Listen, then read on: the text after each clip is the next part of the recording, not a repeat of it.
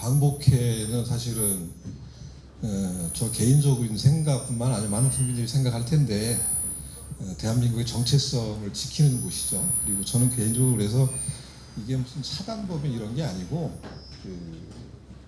뭐 대통령 중심제 국가이기 때문에 대통령 기관 하에 있든지 정부 산하 총리실 산하기관에서 관리를 컨트롤 해야 된다고 저는 생각을 가지고 있습니다. 왜 그러냐면 우리나라가 이제 대한민국 헌법에 대한민국 임시정부의 법통을 개성한다고 되어 있잖아요. 법통을 개성한 나라가 대한민국이고 대한민국 임시정부를 지탱해왔던 그 후손들이 만든 단체가 또 광복회이기 때문에 물론 다른 분들도 참여하고 계시지만 그런 부분으로 보게 되면 광복회가 가지는 위상이라고 하는 거는 다른 곳하고는 완전히 좀 틀리다고 생각합니다. 그 이유는 광복회는 기본적으로 식민지 치하에서 일제 치하에서 없던 나라들 빼앗긴 나라를 찾고자 했던 투쟁했던 분들이거든요. 그분들은 무슨 국가가 그 당시에 뭐 지원을 해준 것도 아니고 그냥 그분들이 자기 사재를 털어서 뭐 등등등 이렇게 해가지고 일제로부터 빼앗긴 정권을 나라를 찾기 위해서 투쟁했던 분들이기 때문에 예를 들어 6.25 당시에 전쟁을 치렀던 우리나라 같은 군인들이 있잖아요. 군인은 어쨌든 간에 국가에서 일북에서 쳐들어왔기 때문에 이걸 지키는 역할을 한 것이고 이 독립운동가들은 없던 나라를 빼앗긴 나라를 찾고자 했던 부분이었기 때문에 또 거기에 대해서는 그분들은 뭐 국가로부터 지원을 받는 것도 아니고 자기 사재를 털어서 목숨을 걸고 싸웠던 분들이었기 때문에 그거를 저는 개인적으로 두 분 다 훌륭한 분들이긴 하지만 이 광복과 관련되어진 역할을 했던 분들에 대해서는 제가 보기에는 뭐 대한민국 존재하느냐는 그 후손들뿐만 아니라 그분들에 대한 선열에 대한 취향의 부분들은 지속적으로 계속 되어야 되는 것이 맞고 그렇게 해야지만 나라의 정체성이 좀 바로 쓴다고 생각하는 사람입니다. 그런 소속에서 제가 오늘 이 자리에 와가지고 광복과 분단, 통일을 향하여라고 하는 얘기를 하게 되어서 개인적으로 좀 영광스럽게 생각을 하고요. 좀 아까 사회자분께서 말씀하셨는데 저는 그 민화협이라고 하는 곳에서 일을 하고 있습니다. 뭐 들어보신 분들도 계시고 뭐 잘 모르시는 분들 계실 텐데 지금 풀어서 얘기하면 민족화해협력 범국민협의회라고 하는 단체가 있습니다. 1998년에 만들어졌고요. 한 26년 정도 됐습니다. 북한에도 민족화해협의회라고 하는 단체가 있습니다. 왜 이 단체가 만들어졌냐면 남북관계는 정부 간의 역할도 굉장히 중요하지만 민간의 역할도 굉장히 중요하다고 판단을 한 겁니다. 그래서 그 당시에 98년도에 그때 김대중 정부 시절인데 이거 자체를 민간의 기구로 만들어서 뭐 북은 사실 민간이 아니고 거기도 공무원이긴 하지만 우리 대한민국에서는 민간 단체를 만들어서 북측과 이런 여러 가지 교류를 할 수 있는 사회문화 교류를 주로 많이 합니다. 그래서 이제 무슨 학술이라든지 그 다음에 이제 북에 계시는 분들 뭐 납북되었던 분이라든지 그다음에 북에 고향을 두신 분들 독립운동가 후손들에 대한 뭐 만남을 주선한다든지 뭐 문화적인 사업을 한다든지 이런 것들을 주로 하는 역할들이 이제 저희 남쪽에 있는 민화협에서 그런 역할을 하고 있었고 제가 그 지금 사무실장을 맡고 있습니다. 그래서 2008년도에 이제 금강산에서 박왕자 사건이라고 해가지고 관광을 갔던 분이 이제 경계 영역을 벗어나는 바람 박양자 사건이라는 게 터졌거든요. 그래서 이제 금강산 관광이 중단되었는데 2018년 11년 만이죠. 11년 만에 이제 금강산 관광을 재개했었을 때 제가 이제 실무 책임자로 북을 그때 3번을 갔었습니다. 그래서 3번을 가서 북에 있는 사람들과 직접 만나서 상담을 했었고 교류를 했었고 그래서 이제 그 당시 11월에 우리나라에서 이제 300분 정도를 모시고 가서 북한에 가가지고 금강산에서 이제 교섭을 했었고 그다음에 이제 2019년도 2월에 다시 이제 우리나라에 있는 시민단체 분들을 모시고 가서 북에 가가지고 이제 여러 가지 사업들을 진행했던 그런 역할을 좀 하고 있는 게 저의 역할입니다. 그래서 저는 이제 어쨌든 간에 이제 그러다 보니까 우리 분단 문제를 다루다 보니까 당연히 이제 우리 역사에 대한 관심을 가질 수밖에 없고 또 그럴 수밖에 없는 이유는 뭐냐면 이 독립운동가들이 꿈꾼 나라는 분단된 나라가 아니거든요. 그분들이 원했던 나라는 통일된 국가를 원했고 또 통일이 돼야 된다는 당연한 생각을 가지고 계셨기 때문에 그것이 우리 광복회 강령에도 세 가지 강령 중에 통일을 촉진해야 된다는 내용이 들어가 있거든요. 그만큼 대부분의 그 당시 독립운동가들은 지금 당장은 통일을 못하고 있지만 앞으로의 과제는 통일이다라고 하는 부분에 대해서 분명히 설정을 하고 계셨기 때문에 저도 그런 생각을 가지고 일을 하고 있다라고 하는 말씀을 좀 드리도록 하겠습니다. 뭐 지금 시국이 굉장히 어수선하고 그렇긴 합니다만 그래도 많은 분들께서 참석을 해주셨네요. 사실 역사 현장에 또 와 있는 것 같습니다. 여의도 옆에 보면 국회 앞에서 열심히 뭐 보니까 하고 있던데 뭐 준비도 하고 있는 것 같은데 그 옆에 또 광복회 건물이 있어가지고 저도 개인적으로 여기 와서 강의를 하는 것 자체가 뜻깊은 시간이 아닐까 생각을 해봅니다. 근데 오늘 이렇게 참석하신 분들은 다 어떻게 여기 인연이 돼서 오셨는지 좀 궁금합니다. 광복회 회원분들이신가요? 어떻게 되신가요? 회원들은 없습니다. 회원분들은 아니시고 일반 참가자시신가요? 그러시군요. 일반 참가자분들이 역사에 관심을 많이 가지고 참여해 주신 것에 대해서 저는 또 개인적으로 더더욱 좋은 일이라고 생각합니다. 제가 백범 김구 선생 얘기를 잠깐 하겠습니다. 백범 김구 선생이 1940년에 한민이라고 하는 잡지가 있어요. 그 당시에 이제 백범 김구 선생이 1935년도에 한국국민당이라는 당을 만드셔가지고 창건을 하면서 1940년에 그 한민이라고 하는 잡지를 만드는데 거기 중문판에 어떤 내용이 나오냐면 독립운동의 방향 이런 얘기가 있습니다. 세 가지가 있는데 그 첫 번째가 뭐냐면 올바른 역사관을 확립해야 된다는 말씀을 하십니다. 왜 그런 얘기를 하셨냐면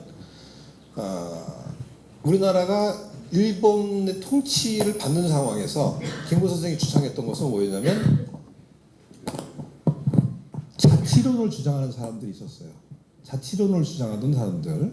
그래서 일본에게 일본으로부터 우리가 그냥 투표권도 좀 받고 이렇게 해가지고 일본에 편입되어서 살자라고 하는 주장을 하는 사람들이 있어. 자치론자들이 있었죠.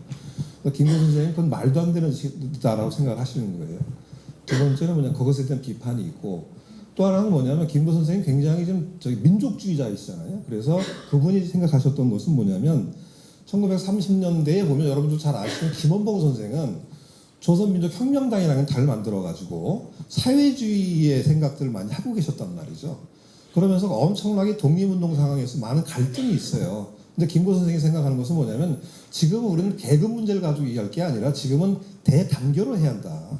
그 계급 문제는 두 번째 문제다. 그래서 일단은 우리는 다 단결을 해서 일제를 몰아내고 그리고 나서 그때 가서 연합을 해가지고 새로운 국가를 건설할 때 어떤 전체적으로 모여서 그걸 하는 게 최우선이지 자꾸 너희들이 뭐 사회주의를 주창하고 이런 부분에 대해서는 우리 민족운동가들의 입장에서는 받아들이기 어렵다 이렇게 말씀을 하시거든요. 그래서 이제 그분이 강령 말씀하셨던 것은 뭐냐면 올바른 역사관이다. 근데 그 올바른 역사관을 갖게 하는 것에 가장 중요한 게 뭐냐면 우리 역사를 바로 알아야 된다는 말씀을 하시거든요. 저는 오늘 이 자리에 참석하신 분들이 그런 분들이 아닐까 생각을 해봅니다.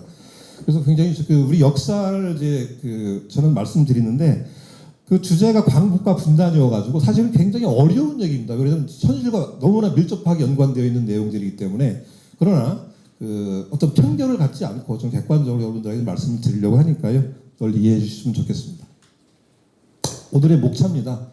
일단 이제 광복과 분단을 말씀드리는데 광복 이전에 해방 이전에 국제회의와 한반도와 관련되어진 문제를 좀 봐야 될 것 같습니다. 그 다음에 이제 해방 이후에 우리에게 있었던 남북에서 주요한 정치 회담이 있었고, 그 다음에 45년 12월에 있었던 모스크바 3상의 내용들, 그 다음에 이제 유엔으로 이관되는 문제들, 남북 협상, 그 다음에 전쟁, 그 다음에 휴전협정, 제네바 회담 이런 내용들이 있습니다. 그 다음에 남북의 통일 방안이 있고, 그 다음에 지금 현재 북미 정상회담 이후에 현재 한반도 정세 이런 부분들을 해서 압축적으로 간단하게 말씀을 진행하도록 하겠습니다. 일단 광복과 분단입니다. 자, 1943년도에 뭐 다 우리 학교 다닐 때 배웠죠. 카이로 회담이라는 게 있지 않습니까? 카이로 회담이 있는데 43년 카이로 회담이 12월에 있는데 이 이전에 어떤 문제가 있냐면 카이로 회담 미국에서 움직임이 있습니다. 그 당시에는 2차 대전이 막 진행되고 있을 때지 않습니까? 되어지고 있었을 때인데 그 다음에 41년도에 일본이 그 하와이를 공격하지 않습니까? 그러면서 미국은 그동안 전쟁에 참전을 안 하고 있던 나라였었어요. 무기만 중국에 공급해주고 있었 이런 상황이었었지 참전을 안 하고 있었다가 이제 하와이에 미국이 진주만 고속을 공습을 하니까 이제 미군이 참여하기 시작합니다. 그러면서 미국에서는 어떤 것이 나오냐면은 벌써 미국은 41년대 태평양전이 발발하면서 발발 후에 전후에 전쟁이 끝났을 때의 한반도 문제를 포함한 동북아 정세를 어떻게 볼 것이냐에 대한 부분들을 고민하기 시작합니다. 미국에서는. 그러면서 어떤 얘기가 나오기 시작하냐면 1942년도에 한반도에 대한 국제 공동 관리라고 하는 게 나옵니다. 국제 공관론이라고 얘기합니다. 쉽게 해서 뭐냐, 한반도를 그냥 독립시키는 게 아니라 국제 관리하에 주겠다라고 하는 얘기를 하기 시작하는 겁니다. 미국에서는 그 당시부터. 그러니까 우리로서는 굉장히 화딱지나는 일이죠. 왜냐하면 그 당시 대한민국 임시정부가 중경에 있었고 그 사람들은 열심히 독립투쟁을 하고 있는데 미국에서는 이런 얘기를 하고 있었단 말이죠. 그리고 이것에 대해서 영국과 논의를 해요. 논의를 하면서 한반도의 국제 공동 관리라고 하는 얘기를 이제 하게 되는 겁니다. 이 얘기를 대한민국 임시정부에서 듣죠. 그 내용에 대해서 들으니까 이제 대한민국 임시정부에서 김구 주석이라든지 김유식 선생이라든지 조수왕 선생이 이 부분에 말이 안 된다라고 생각을 하고 여러 가지 성명서도 발표하고 이렇게 하시죠. 그러나 어쨌든 간에 1940년 3월 27일 날 루즈벨트하고 영국의 이든 수상이 외상이 국제 신탁 통치 문제와 관련되어져서 합의를 합니다. 합의를 해요. 그러니까 우리가 1945년 모스크바 3상회의라는 게 있는데 이게 그냥 나온 게 아니고 벌써 40년도 초반부터 이런 얘기가 있었다라고 하는 걸 우리가 명확히 알 이유가 있다는 것이죠. 그리고 나서 이제 서로 합의를 하고 나서 루즈벨트가 미국의 카이로 회담에 가서의 미국의 입장을 정리하게 됩니다. 자, 이런 얘기가 있으니까 카이로 회담이라는 게 45년 12월에 있다는 얘기를 들으니까 그 임시정부에서 장개석 주석을 찾아간 총통이죠. 그 당시에 국민당 정부의 총통이었습니다. 근데 사실은 우리는 지금 이제 국민당과 관련되어져서 한편으로는 지금 중국 공산당이지만 국민당 정부에 대해서는 우리는 개인적으로는 대한민국 임시정부에서는 굉장히 고맙게 생각을 하고 있었습니다. 왜 그러냐면 우리가 계속 대한민국 임시정부가 상해에서부터 중경까지 8번을 옮겨 다닐 때 거기 결정적으로 지원을 많이 해줬던 건 중국 국민당이었단 말이죠. 도와줬기 때문에 뭐 물자로도 지원하고 그다음에 임시정부가 운영될 수 있도록 자금도 지원하고 이런 그다음에 있었고 광복군을 창설하는 데 도움을 줬단 말이죠. 그래서 이제 이 카이로 회담이 있으니까 이때 김구 주석하고 김규식 선생하고 김원봉 선생하고 조수왕 선생하고 이런 분들이 같이 참여해가지고 장개석 총통을 만납니다. 그게 43년입니다. 날짜 잘못됐네요. 만나가지고 얘기를 해요. 그래서 이거는 우리는 기본적으로 신탁통치 문제와 관련되어서 국제공관론이라고 하는 건 받아들일 수 없다는 얘기를 해요. 이렇게 얘기를 하니까 장개석 총통은 뭐라고 하냐면 중국혁명의 최후 목적은 조선의 완전 독립이다라고 이렇게 얘기를 하세요. 그래서 우리는 독립시켜주겠다. 독립에 대한 의지를 가지고 있다. 그런데 중요한 것은 뭐냐면 중국은 결국은 우리나라를 독립시켜주지, 이 얘기는 뭐냐면 대한민국 임시정부를 승인하지 않습니다. 끝까지. 뒤에서 말씀을 드리겠습니다만 이렇게 얘기는 했지만 승인하지는 않았습니다. 그러면서 장개석 주석이 얘기했던 것은 뭐냐면 독립운동 단체의 단결을 얘기를 합니다. 왜 무슨 말씀이냐면 이게 뭐냐면 그 당시 대한민국 임시정부에 김원봉 선생 쪽이 들어와 있었단 말이죠. 막 들어왔단 말이죠. 들어오면서 막 갈등이 있어요. 내부적으로도 어렵고 막 싸우기 시작해요. 그러면서 직접 들어오기 직전입니다만. 그러니까 이제 뭐냐면 김원봉 선생은 황복공관학교 출신이어가지고 나름대로 중국 국민당 내에도 인맥이 또 있단 말이에요. 거기서도 지원을 받고 또 김구 선생도 지원을 받아요. 근데 갈등이 심해. 아까 모두에 말씀드렸습니다만 아까 백범 김구 선생 독립운동의 방향에서 사회주의 세력들과 관련된 갈등이 있었다고 제가 말씀을 드렸잖아요. 그러니까 국민당 정부에서 도저히 너희들 갈등하면 안 된다. 합쳐라. 그래가지고 이후에 이제 장개석 정부에서 김원봉 민족혁명당 쪽에다가 지원을 이제 끊겠다고 얘기를 해가지고 결국은 이제 민족혁명당이 대한민국 임시정부에 참여를 하게 되거든요. 참여를 하게 되는데 이유는 뭐냐면 장개석 총통이 독립운동의 단결을 얘기를 하는 거예요. 얘기 안 하면 안 된다. 너희들 단결을 해야지 우리가 너희들의 독립에 대한 지원을 하지. 단결을 하지 않는데 우리가 어떻게 누구를 지원하겠냐. 이렇게 얘기를 하시거든요. 그래서 이제 이런 얘기를 장개석 주석은 얘기를 하죠. 이 내용과 관련되어서 김규식 선생이 그 당시 임시정부 부주석이었죠. 그래서 이 내용과 장개석 주석과 있었던 내용들을 이제 미국에다 방송을 합니다. 방송을 해서 장개석 총통이 이런 얘기를 했다. 그러니까 우리가 어쨌든 간에 그 독립에 대한 희망을 좀 가질 수 있을 것 같다 이렇게 얘기를 하십니다. 그런 속에서 이제 그 카이로 회담이 이제 진행되는 거죠. 카이로 회담이 중요한 것은 뭐냐면 한국의 장래에 대한 최초이자 유일한 연합국의 공식 합의입니다. 그러니까 단 한 번도 우리가 그 일제가 1910년 우리나라를 병탄하고 나서 해방이 될까지 35년 동안 연합군은 단 한 번도 우리나라의 문제와 관련되어서 얘기를 한 적이 단 한 번도 없었습니다. 근데 그 카이로 회담에서 처음으로 그 한국의 문제, 대한민국에 대한 얘기가 이제 처음으로 나오기 시작하는 거죠. 그래서 이때 나왔던 게 최초의 합의 내용이죠. 근데 그렇게 될 수 있었던 건 아까도 말씀드렸습니다만은 장개석 총통을 만나서 장개석 총통이 우리 문제와 대한민국 관련되어진 문제와 관련되어져서 이제 얘기를 했기 때문에 어쨌든 간에 그 카이로 회담에서 얘기가 나오는 거죠. 그래서 이 결정에 따라서 우리의 문제가 이제 2차 대전이 끝나고 나서 모스크바 삼상회의에서 이 연장선상에서 얘기가 되는 겁니다. 그런 속에서 이제 그 회담이 끝나고 나서 테헤란에 가가지고 45년에 테헤란 회담을 이제 모스크바 삼상회의에 대한 그 카이로 회담의 결정 내용을 테헤란에 가가지고 이제 스탈린을 만나가지고 루즈벨트 대통령이 또 조선의 신탁 통치 문제를 얘기를 하게 되죠. 자, 그럼 카이로 회담의 결정은 뭐냐? 이때 미국과 영국이 중국이 참여했습니다. 이 내용이 뭐냐면 한국인의 노예 상태에 유의하여 적절한 시기에 한국을 자유 독립하게 할 것 이렇게 얘기를 합니다. 그러니까 바로 독립시켜주겠다는 얘기 아니에요. 인류 코스예요. 근데 이제 저는 여기에서 이제 문제가 뭐냐면 이 결정이 나오게 된 부분에 있어서 그 최종적으로 이 결정이 나오는데 결정적 역할을 했던 사람들이 영국의 윈스턴 처칠입니다. 윈스턴 처칠이 우리나라의 독립을 반대합니다. 왜 반대하냐면 윈스턴 처칠은 영국은 그 당시에 많은 식민지를 가지고 있었단 말이에요. 가지고 있다 보니까 그 당시에 대한민국의 임시정부를 승인한 이후에 이 국가에 대해서 그냥 독립을 시켜주면 많은 영국이 가지고 있는 식민지 국가들도 똑같은 것을 줘야 되기 때문에 영국의 입장에서는 그것을 인정하기가 어려웠던 거예요. 그러니까 우리 입장에서 사실 화딱지나는 거죠. 근데 영국은 그런 입장을 가지고 있었어요.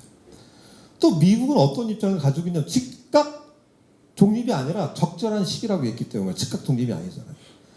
근데 미국은 또 어떤 입장을 가지고 있냐면 이 우리나라의 독립 문제를 장개석이가 얘기하니까 미국은 이게 뭐냐면 우리가 어쨌든 동북아 정세에 대해서 그 고민을 하고 있는데 중국이 왜 자꾸 조선을 독립시켜달라고 임시정부를 승인해달라고 자꾸 얘기하냐. 이 문제와 관련되어져서 중국을 의심해요. 중국을 의심하다 보니까 중국의 입장에서는 그 당시 막 그 중일전쟁 때였단 말이에요. 그러니까 미국으로부터 엄청난 물자를 받고 있는 상황이다 보니까 미국을 의식할 수밖에 없었어요. 그래서 적극적으로 나서가지고 우리나라를 독립시켜주겠다는 말을 못하게 되는 상황이 되는 거죠. 또 중국도 좀 전에 말씀드렸습니다만은 그 대한민국을 승인하는 문제와 관련되어서 미국이 반대하다 보니까 함부로 얘기하기가 어려운 상황이었었어요. 또 그런 상황이었었고. 소련도, 또 소련의 입장이 사실은 가장 좋죠. 자기들의 입장에. 소련은 그 당시에 그 전쟁에 참여하고 있지도 않은 상황이었는데, 모스크바, 카이로 회담에서 한국의 승인 문제와 관련되어져서 결정을 안 해주니까 적절한 시기 해준다고 그러니까 소련의 입장에서는 우리가 여기에 대해서 관여할 수 있겠구나라고 하는 생각을 하게 되는 거예요. 그러니까 강대국의 입장이 다 틀린 거예요. 미국, 영국, 중국, 소련이 각각의 입장이 다 틀리다 보니까 우리나라의 임시정부 승인이 할 수가 없는 거예요. 그러니까 우리나라 전 똑같아. 이 상황이 지금도 비슷하다고 생각해요. 한반도의 통일의 문제는 여전히 그 통일의 문제가 쉽지 않은 게 강대국들이 우리의 통일을 별로 바라지 않는다고 저는 생각을 하고 있거든요. 그러다 보니까 통일 문제가 쉽지 않은 거예요. 그래서 이 문제와 관련돼서 우리가 정말 심각하게 고민을 많이 해봐야 되는데 그 자체가 카이로 회담의 결과이긴 하지만 그 당시 임시정부의 승인 문제와 연결되어서 생각해보면 지금도 한반도의 통일 문제는 굉장히 어려운 국면에 직면해 있다. 이렇게 우리가 생각을 해봐야 될 필요가 있다고 생각합니다. 이렇게 하다 카이로 회담이 끝나고 나가지고 1945년 2월에 얄타 회담이라는 게 이제 벌어지게 됩니다. 얄타 회담은 뭐냐면 이 당시에 미국과 영국과 소련이 참석을 합니다. 내용은 뭐냐면 소련의 대일 전쟁 참여에 관한 협정입니다. 소련이라는 나라는 정말 우리 입장에서 화딱지가 나는 나라예요. 왜 그러냐면 1937년에 중일 전쟁이 터지면서 연해주에 있는 우리나라의 많은 동포들을 중앙아시아로 끌고 갔잖아요. 그죠? 그래서 수십만 명의 사람들이 끌려갔단 말이에요. 거기서 뭐 홍범도 장군도 끌려갔고 개봉호 선생도 끌려갔고 이런 많은 분들이 중앙아시아로 끌려갔잖아요. 지금도 그분들이 거기서 후손들이 많이 살고 있잖아요. 소련은 그분들을 끌고 갔어요. 그러면서 또 하나가 뭐냐면 소련은 1939년에 독일하고 협정을 맺어요. 협정을 맺고 41년도에 일본과 불가침 조약을 맺어요. 그러면 우리나라의 입장에서 그다음에 독립운동가들의 입장에 어떻게 생각을 하냐면 소련은 너희들이 약소민족을 원한다는 나라인데 어떻게 우리나라를 침략하고 있는 우리나라를 통치하고 있는 일본과 협력을 맺을 수가 있냐. 이런 문제가 생길 수가 있잖아요. 그러니까 그분들의 입장에서는 굉장히 소련에 대해서 분개할 수밖에 없는 것이죠. 독립운동가들의 입장에서는. 제가 이제 자료를 하면서 보면서 느꼈던 게 뭐냐면 엄황섭 선생이라고 독립운동가 분 중에 한 분이 계세요. 그분이 한민이라는 잡지에서 소련에 대해서 엄청나게 비난을 많이 합니다. 이 문제와 관련되어져서. 근데 이제 재밌는 건 뭐냐면 우리나라의 사회주의자들 운동가들도 있었잖아요. 근데 그분들은 이 소련에 대해서는 막연한 환상이 있는 거예요. 제가 볼 땐 그래요. 그것에 대한 비판이 없어요. 그리고 그래서 조수황 선생이 뭐라고 얘기했냐면 1943년도에 소련에다가 편지를 써요. 스탈린한테. 야, 우리나라에 독립운동 했던 사람들이 니네 연애들을 끌고 가 이렇게 해가지고 수없이 많은 사람들이 잡혀가 있는데 그 사람들 석방해라. 풀어줘라. 그 사람 독립운동에 참여시켜라.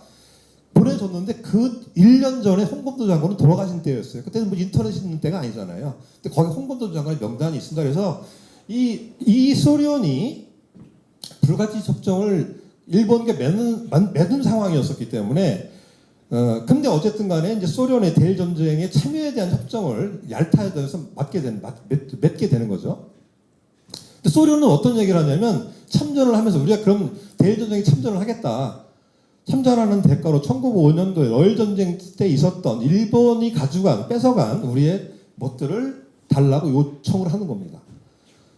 소련은 저런 생각을 가지고 있었던 거죠. 근데 제가 이렇게 그 역사를 보면서 느끼는 게 뭐냐면 정말 우리가 주체적이고 이렇게 힘을 갖지 않으면 정말 안 된다라는 생각을 많이 하게 되더라고요. 역사책을 보면 다시 한번 많이 느끼게 되는데 이때 이 소련의 모습을 보면서 야, 이게 이럴 수가 있구나라는 생각을 많이 하게 됩니다.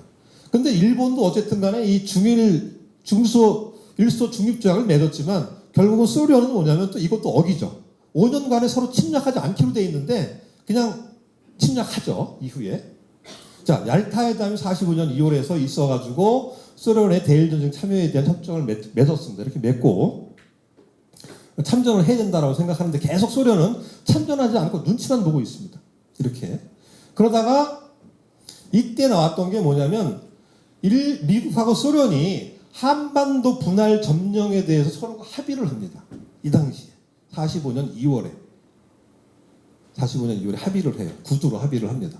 그리고 신탁 통치 문제를 논의하기 시작합니다. 강대국끼리. 그래서 이때 루즈벨트 대통령은 한국의 신탁 통치를 20-30년 했으면 좋겠다. 이렇게 주장을 하고 스탈린은 여기에 대해서는 기간은 얘기를 하지 않죠.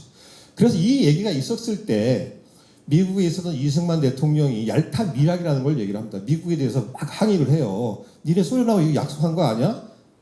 사회주의 국가하고 그 한반도 문제를 즉시 독립시키지 않고 너희들 그 한반도를 분단시키려고 하는 약속을 한 거 아니야? 이렇게 계속 얄타 밀약서를 이때 제기하게 되는 거예요.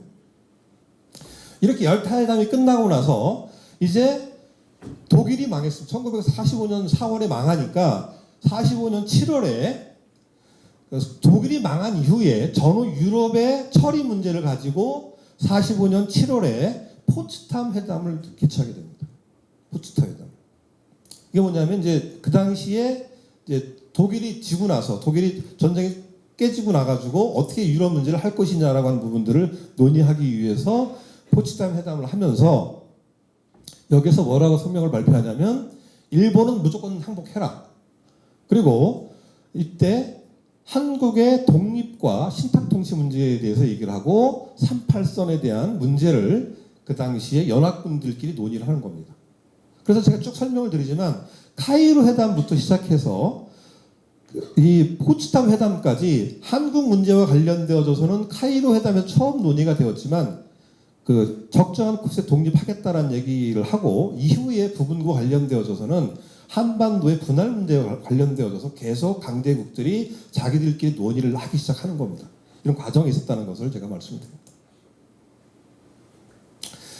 그래서 아까 말씀드린 포츠담 회담에서 일본의 즉각적인 항복을 요구를 해요. 하는데 만약의 경우에 역사의 가정은 없습니다만 이 포츠담 회담을 통해서 만약에 이 당시에 일본이 항복을 했었으면 사실은 그 우리나라는 분단되진 않았을 거라고 저는 생각이 듭니다. 근데 그 일본이 이 포츠담 선언을 거부를 하죠. 거부를 합니다. 거부를 하니까 스탈린은 그 소련의 그 일본의 그 대일전 참전에 대해서 계속 가만히 있다가 이제 그 일본이 거부를 하니까 우리가 참전하겠다라고 미국에다 얘기를 해요. 그러니까 미국에서는 니네 참전하지 마. 우리가 자체적으로 내부적으로 우리가 바로 일본을 이길 수 있을 것 같아라고 해서 일본의 소련의 참전을 반대해요. 반대하는데 반대했던 이유는 뭐냐면 맨하탄 프로젝트라고 해가지고 그 당시에 미국은 원자탄을 이제 만들었단 말이죠. 만들어놨기 때문에 소련이 참전 안 해도 일본을 멸망시킬 수 있다고 생각했던 거예요. 참전하지 말라고 반대를 했는데 소련은 이제 이래서는 안 되겠다고 생각해가지고 바로 소련이 미국이 일본의 히로시마가 나가사키에도 원폭을 딱 투하하니까 바로 소련은 일본과의 협정을 무시해버리고 바로 이제 전쟁에 참전을 하는 거예요. 우리나라 한반도로 소련군을 밀고 들어오는 거예요. 소련이 참전을 시작하는 거예요. 그래서 45년 8월에 일본에 대한 선전포고를 하면서 그 일본을 이제 공격하기 시작하죠. 그래서 한반도에 이제 소련군이 들어오기 시작하는 겁니다. 그래서 8월 13일 날 청진을 점령하고 22일 날 평양을 들어오고 이제 개성을 함락합니다. 막 이렇게 들어오다 보니까 이 까딱하면은 미국의 입장에서 보면 얘네들이 그냥 계속 밀고 들어올 것 같거든. 그러니까 이제 미국에서 소련에다가 얘기를 해요. 야, 너희들끼리 우리가 과거 얘기한 거 있었잖아. 한반도를 분할하자고 했었으니까 그 선을 38선으로 하자. 38조 선으로 하자. 거기까지만 두라. 해가지고 소련이 개성까지 들어가지고 거기서 딱 스톱해가지고 서울까지 밀고 들어오지 않는 거예요. 그래서 일단은 소련은 먼저 한반도의 북쪽을 38선 이북을 차지하게 되는 거죠. 소련군은 차지하게 되고 미군은 우리가 해방되고 나서 9월 8일 날 인천을 통해서 한반도에 들어오게 돼 있죠. 그러니까 이제 뭐냐면 남쪽은 완전 진공 상태예요. 진공 상태에서 소련은 들어와 있고 북쪽으로는 남쪽은 해방이 되고 나자마자 이제 그 당시에 이제 여운형 선생이 건국준비위원회라는 걸 만들잖아요. 건준을 만들고 거기 부위원장에 안재홍 선생이 참여하고 남쪽에는 각 지역에 건준이라는 게 다 만들어지죠. 각 지역에 활발하게 만들어져요. 그러다가 이제 미군이 이제 진주를 하면서 각 지역의 미군들을 이제 파견하기 시작하죠. 그래서 이제 각 지역을 미군들이 서서히 점령하기 시작합니다. 그렇게 해가지고 이제 우리나라는 38선이 외세에 의해서 우리에게 만들어지고 북은 소련이 진주하게 되고 남쪽은 미군이 들어오면서 미군정이 실시가 되는 거죠. 그래서 뭐냐면 군정이 두 번 우리나라에 있죠. 미군정 시대가 있고 그 다음에 5.16 군사 쿠데타가 일어나가지고 그 당시에도 군정 시대가 있었잖아요. 우리나라에 두 번의 군정 시대를 겪었고 최근에도 겪을 뻔했었죠. 최근에도 까딱하면 그럴 수 있는 상황이 될 뻔도 했었죠. 하여튼 이렇게 된 상황이 되었었습니다. 근데 이제 문제는 뭐냐면 아까도 말씀드린 38선 선정과 관련 이때의 38선 선정이라고 하는 게 만약에 미소가 아까도 얘기했지만 이런 것에 대해 끊임없이 논의를 하고 있었고 그 다음에 소련이 참전과 한반도의 진입 또 미국이 38선을 확정해 줌으로 해서 소련은 한반도 북쪽에 각각 영향력을 확보하게 되는 것이죠. 이렇게 해서 이제 우리의 의지와 상관없이 외세에 의해서 38선이라고 하는 게 거지는 우리로서는 참 불행한 일이죠. 불행한 일이었던 거라고 생각이 됩니다. 자, 이런 현상에서 해방이 되고 소련이 북에 들어오고 미군정이 남쪽에 들어오면서 이제 분단상 38선에서 각각의 군정에 수립이 되는데 여기에서 이제 해방이 되고 나서 결정적으로 남북의 중요한 정치 격동이라는 게 일어나게 되는데 남쪽에서는 1945년 10월 13일 날 동경에서 이승만 대통령 그 당시 이제 대통령이 아니지만 이승만 메가더 하지 메가더가 연합사령부 총사령관이거든요.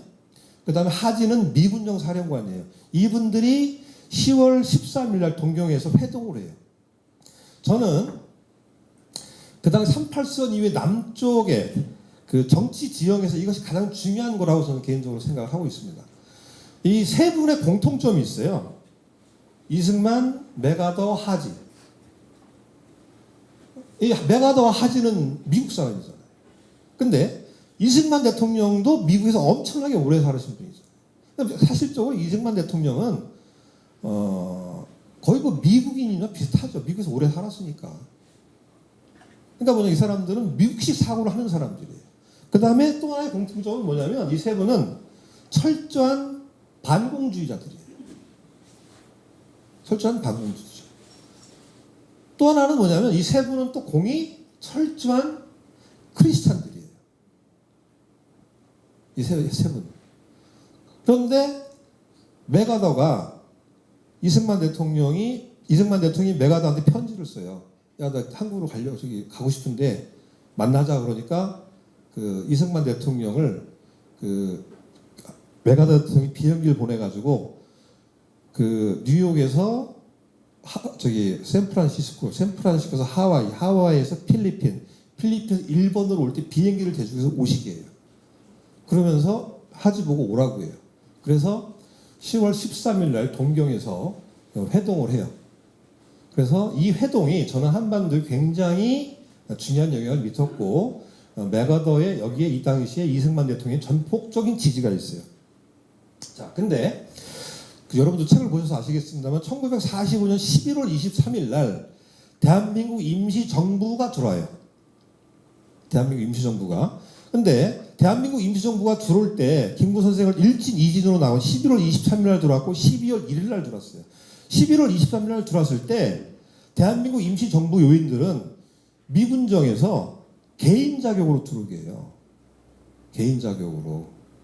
그러니까 그 사람들이 중경에서 상해까지 와요. 상해까지 올 때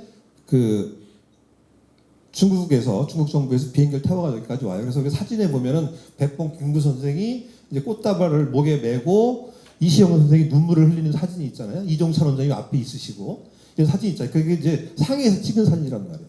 근데 그분들이 올 때 미군정에서 개인으로도 들어오게 하거든요. 그러니까 임시정부 입장에서 화딱지가 나잖아요. 우리가 임시정부인데 어떻게 개인적으로 들어오게 할 수가 있을까? 근데 이제 남쪽에는 미군정이 들어와 있었기 때문에 군정이 있는데 임시정부를 승인하지도 않았기 때문에 그 사람들을 들어오게 하지 않은 거예요. 인정을 하지 않았기 때문에 그분들을 개인으로 들어오게 해요. 그래서 그 당시 우리나라 사람들은 대한민국 임시정부가 들어왔는지도 몰라요. 들어와 있는지도 몰랐어요. 그래가지고 여의도 공항에서 이제 그 당시 비행장에서 내려가지고 일치는 얼마 안 돼요. 10분 정도밖에 안 돼요. 그분들이 오셔가지고 이제 경규장으로 오시잖아요. 경규장으로 왔었을 때 기자 한 분이 그걸 보고 그걸 갖다가 방송에 알려가지고 사람들이 경규장으로 엄청나게 찾아와가지고 임시정부가 왔다는 걸 알게 돼요. 그리고 나서 이제 알게 되니까 이제 김구 선생이 오셔가지고 이제 그 당시 경성방송국에 가가지고 임시정부가 왔다라고 이제 알리게 되는 것이죠. 그러니까 몰라. 일반 사람들은 전혀 알지 못했다는 거예요.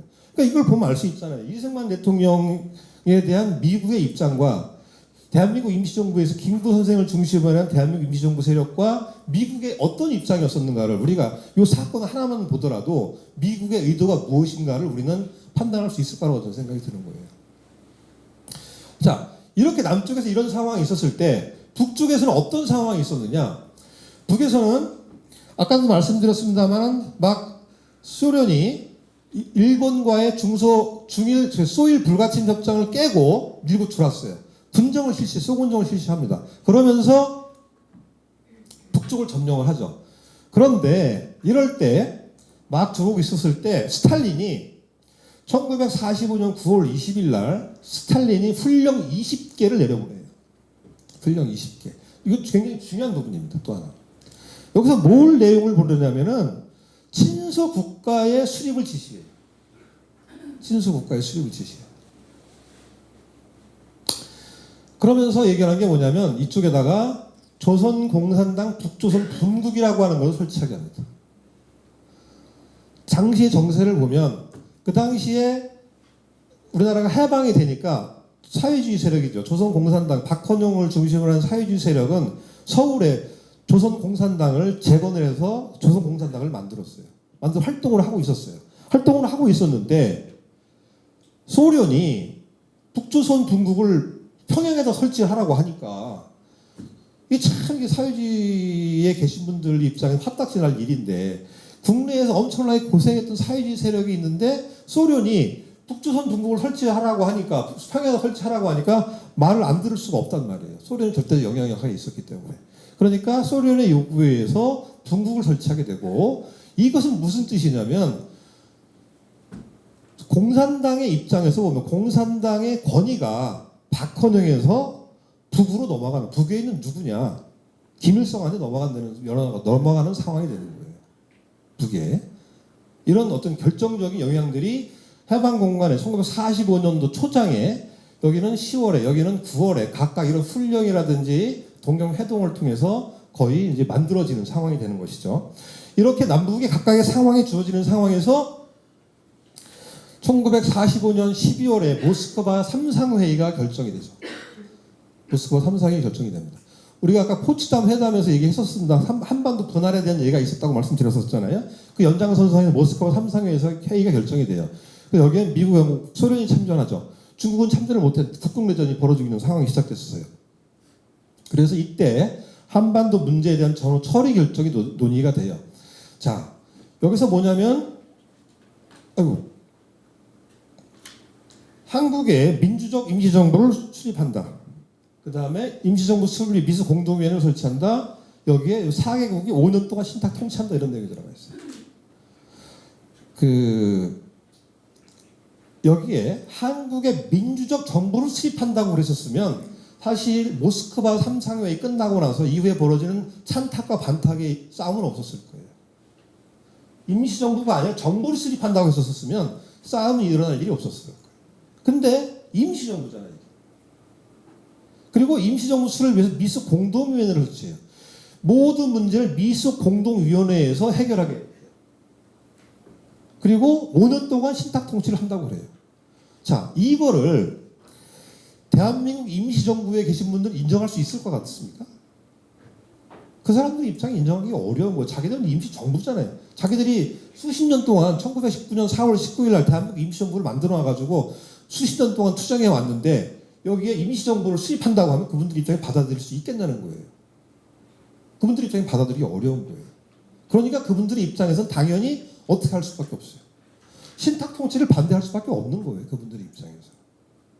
그리고 5년 동안 신탁 통치를 한다고 하니까 말이 안 되는 거죠. 근데 여기서 여러분들이 알아야 될 게 뭐냐면 그 당시에 세계에서 이렇게 신탁 통치를 2차 대전이 끝나고 나서 하는 나라는요. 그 아프리카에 있는 아주 미개 국가들이 있어요. 그런 나라들. 그 다음에 태평양 연해에 있는 뭐 피지, 퉁가 이런 나라들 있잖아요. 이런 나라들은 도저히 그 당시 교육 수준이나 이런 게 낮았기 때문에 자체적으로 국가를 수립할 수 없고 정부를 수립할 수 있는 상황이 못 됐었어요. 그런 나라들은 그냥 우리가 못할 것 같으니까 너희들이 영국이나 프랑스 이런 나라들이 우리나라를 그렇게 해달라. 당분간은 이렇게 너희들이 유임을 해가지고 너희들 해줘라 이런 상황이었단 말이에요. 근데 우리는 임시정부도 있었고 임시정부가 요구했던 건 뭐냐. 임시정부가 자기들이 모든 걸 갖겠다고 했던 게 아니에요. 임시정부는 들어올 때 당면정책 14조로 하는 걸 발표를 해가지고 우리가 들어가서 일단 과도정부로 많은 세력들을 묶어서 우리들이 전체적으로 논의를 해가지고 정식 정부를 만들겠다는 입장을 가지고 있었어요. 이분들은. 자기들이 모든 정부를 갖겠다는 게 아니었었어요. 국내에 있는 정치 세력, 그 다음에 연안에 있는 세력들, 그 다음에 대한민국 임시정부, 미국에 있는 사람 다 모아서 우리가 연합정부를 구상하고 있었다는 게 대한민국 임시정부의 구상이었는데, 그거는 고사하고 정부 수립을, 임시정부를 수립을 하고 5년 동안 신탁통치를 한다고 하니까 대한민국 임시정부에 있는 사람들은 받아들이기 어렵기 때문에 신탁통치를 반대하는 경우가 생기는 거죠. 근데 문제는 뭐냐면, 이 문제와 관련되어져서 조선공산당 세력들은, 사회주의 세력들이 이 모스크바 삼상회의에 대해서 결정에 대해서 지지를 한단 말이에요. 그러니까 나라가 완전히 이제 찬탁 반탁으로 나눠지게 되는 거죠. 대한민국 민주정부 세력들은 당연히 신탁통치를 반대할 수밖에 없잖아요. 아까도 계속 말씀드렸습니다만 그분들은 통일된 독립국가를 원하지, 분단국가를 원하지 않았기 때문에 신탁통치 당연히 반대할 수밖에 없는 거죠. 근데 1월 2일 날 박헌영이가 조선공산당이 북에 갔다 오면서 그 소련을 만나면서 모스크바 삼상회의 결정 지지로 돌아버려요, 생각이. 거기에 이제 모든 문제가 있어요. 근데 도대체 저는 생각을 하는 게 왜 그 사람들이 그렇게 생각을 했었을까 생각을 해보면, 박헌영이나 이런 사람들도 그 당시에 사회주의 운동을 하면서 고생을 많이 했는데 그분들이 그 당시에 소련의 절대적 영향하에 있었단 말이죠. 코민테른이라는 영향하에 있다 보니까 소련의 영향력을 무시할 수 없는 거예요. 그분들이 꿈꾸는 나라는 개국 국가를 원했기 때문에 소련의 절대적 영향하에 있었기 때문에 소련이 지시하는 부분들을 거절할 수 없었던 거예요. 그러다 보니까 그 당시 많은 사람들이 생각했던 부분들 관련되어져서 다른 입장을 취하게 되는 거죠. 그러다 보니까 나라가 지금 우리도 진영간 논리가 많이 강하잖아요. 현재 우리 대한민국도 똑같아요. 그 당시 찬탁 반탁 나눠져가지고 나라가 그냥 남쪽에서는 완전히 찬탁 반탁으로 나눠졌죠. 북쪽은 소련이 모든 부분들을 점령하고 있었기 때문에 일정하게 반탁을 했던 조만식 선생이 계시잖아요. 그런 분들 연금에서 가둬놨기 때문에 그분들은 움직일 수 없었고, 그래서 거기는 그냥 모스크바 삼상회의 결정 지지 쪽으로 가는 것이고 자기들의 코스대로 진행을 하고 있었단 말이에요. 근데 어쨌든 간에 모스크바 삼상회의 결정에 의해 가지고 미수 공동위원회라는 게 이제 걸리게 되지만, 하게 되지만 뭐 합의가 안 될 수밖에 없죠. 찬탁 반탁으로 나눠서 합의가 안 되잖아요.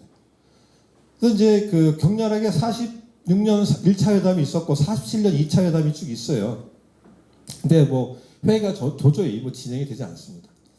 그러다 보니까 미스 공동위원회가 완전히 결렬되다 보니까 미국이 한국 문제를 도저히 해결할 수 없다. 우리의 문제를 안 되니까 유엔으로 넘기자 그래서 유엔으로 넘겨버려요. 여기에 이제 소련은 격렬하게 반대. 소련은 왜 반대하냐면, 야 모스크바 삼상회의에서 우리가 신탁통치 문제 5년 동안 신탁통치 하자고 했었는데 왜 니들이 미국 일방적으로 그 한반도의 문제를 유엔으로 넘겨? 이렇게 되는 거예요. 근데 여기서 중요한 것은 뭐냐면 그 당시 대한민국 임시정부 세력은 반탁을 주장했었잖아요. 반탁을 주장했었는데 한반도의 문제가 유엔으로 넘어가니까 이 사람들 어떻게 생각? 우리가 승리했다라고 생각했어요. 이제 유엔에서 우리의 문제를 결정하면 될 것이다 라고 생각하신 거예요. 그래서 그분들은 환영을 했었어요. 환영을 했던 거죠. 유엔으로 넘어가면서 했는데 문제는 뭐냐면 이 한국 문제가 유엔으로 넘어갔지만 우리의 의도대로 문제가 해결되지 않았다는 거죠. 자, 모스크바 삼상회의에 대한 뭐 각각의 입장이 있는데요. 딱 하나만 좀 말씀드리고 갈게요. 이승만 대통령도 신탁통치를 반대하고 김구 선생은 신탁통치를 반대해요. 근데 이 차이는 뭐냐? 김구 선생의 신탁통치 반대는 완전한 통일된 국가의 수립에 의한 신탁통치 반대예요. 근데 이승만 대통령의 신탁통치 반대는 뭐냐면 남한만의 단독정부 수립을 위한 신탁통치 반대예요. 이승만 대통령은 1946년 6월에 정읍발언이라는 걸 하시잖아요. 하셔가지고 남한만의 단독정부를 수립하자고 얘기한단 말이에요. 그러니까 뭐냐면 김구 선생의 생각과 이승만 대통령의 생각은 완전히 다른 거예요. 신탁통치를 반대하지만 생각이 완전히 틀려요. 이분들은. 여기에 계신 분들은 이 김규식 선생이라든지 여운용 선생은, 김규식 선생은 좌우합작위원회 우파, 여운용 선생은 좌우합작위원회 좌파예요. 그러니까 이분들은 어쨌든 간에 미소가 이렇게 모스크바 삼상에서 결정을 했으니 그래도 어쨌든 간에 미소 공의를 따라야 된다고 생각을 하셨던 거예요. 그러다 입장이 좀 이제 갈렸죠. 그러다가 이제 결국 이제 바뀌어지게 되는데 하여튼 이렇게 그 모스크바 3상회의에 대한 결정도 각각의 입장이 좀 달랐다라고 하는 부분들을 이해해 주시면 될 것 같습니다. 자, 한국 문제가 유엔으로 이관됐어요.